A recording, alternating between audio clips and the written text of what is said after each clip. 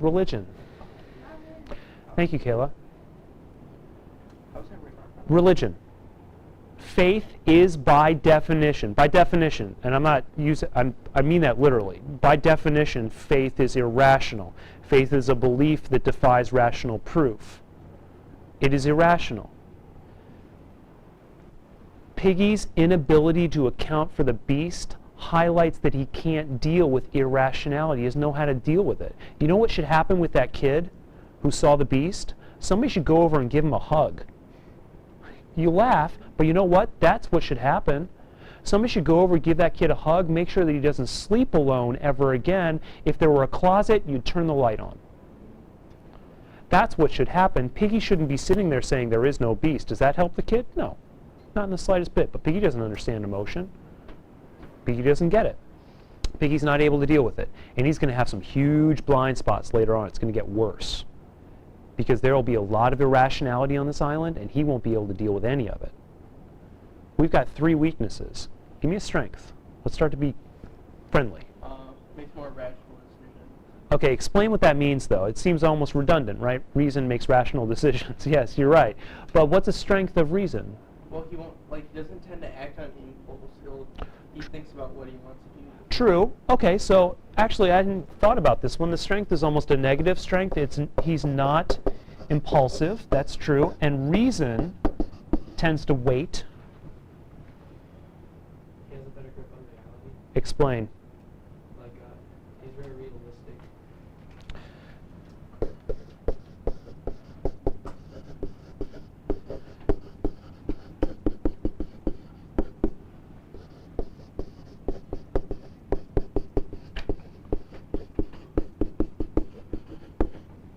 Yes. Realism. I see reality for what it is. You know, what do you have to do with science? How do you generate your conclusions? Come on, you take science classes. How do you generate your conclusions? What? Evidence and data. I want my hypothesis to be true. Who cares? Nobody cares whether you want your hypothesis to be true. It's all about the data and what that shows. Practical, realistic solutions. Give me an example from Lord of the Flies.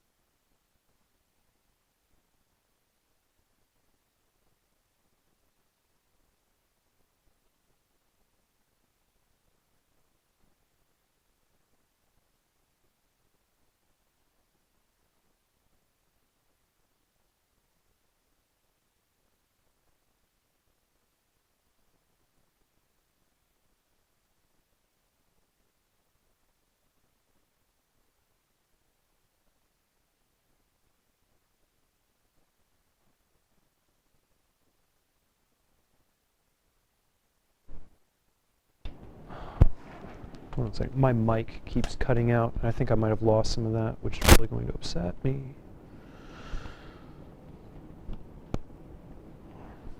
Stupid thing. All right, Jack represents violence and aggression. What do you want to talk about first, Austin? Strengths or weaknesses, or? I just had a weakness. Let's talk about Jack. So talk about Jack first, and then generalize a weakness. Okay. Well, he's a very aggressive, violent person. Well, yes. Once again, redundant. Let's get to something that he does poorly. Poorly when he's too violent. He causes problems with the violence. Explain with an example. How about...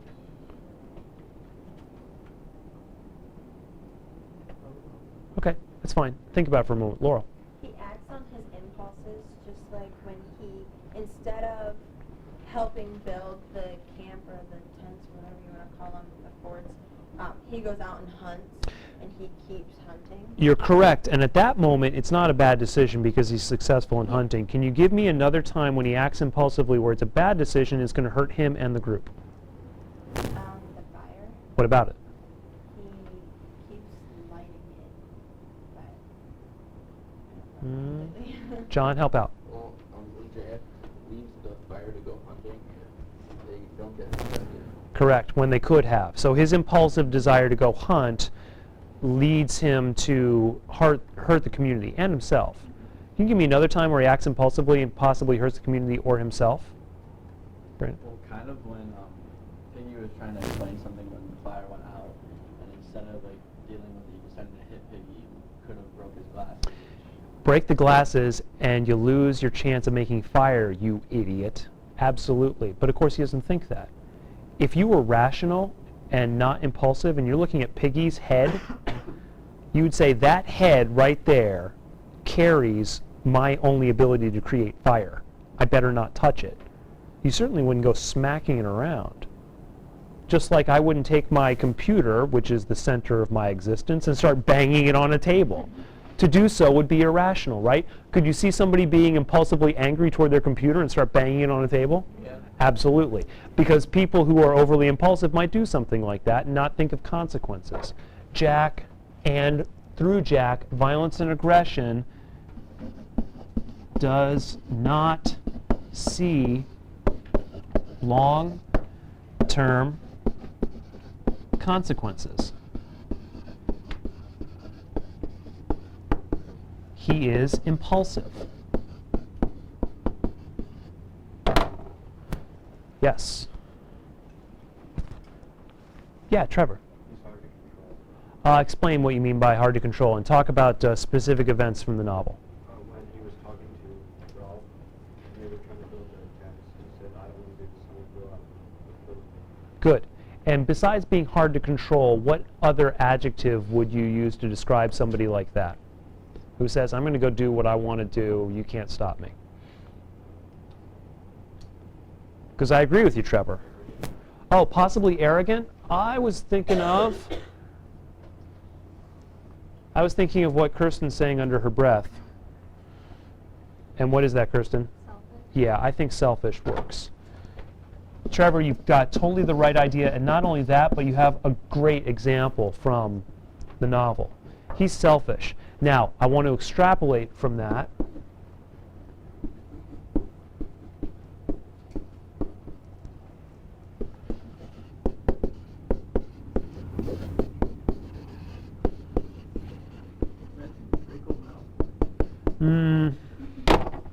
Yeah, I could see the connections between Jack and Draco, but